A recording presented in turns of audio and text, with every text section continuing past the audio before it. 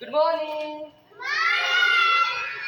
বাহ, very good. আচ্ছা, একটু আসতে আজকে আমি ক্যামেরাতে কিন্তু সবাইকে দেখানোর চেষ্টা করব। এই যে আমাদের শেষ সীমানাতে রয়েছে আমাদের দেবাংশু যাদব, তারপরে সেখানে রয়েছে আমাদের একদম শেষের দিকে কোনাতে রয়েছে আরোহী মণ্ডল। হাত উঠাও আরোহী।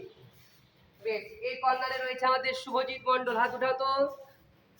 আর এখানে আমাদের রয়েছে, এটাকে দেখি, আয়ুষ রাম। বাহ, ভেরি গুড।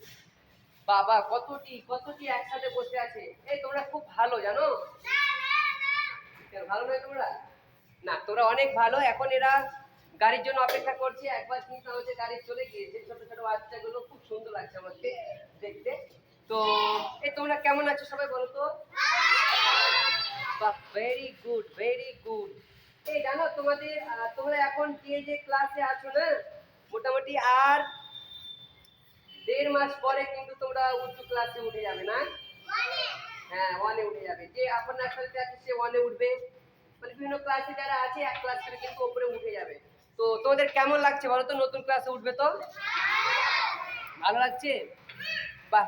আচ্ছা, আমাদের স্কুলে পড়াশোনা করতে কেমন লাগে? বাহ।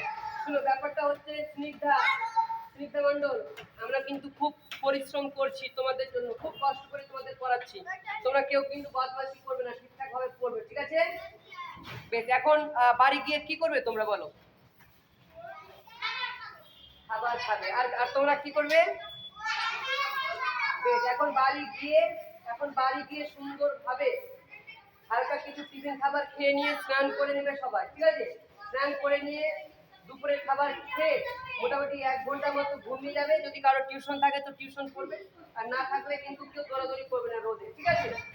বেশ, ভেরি গুড।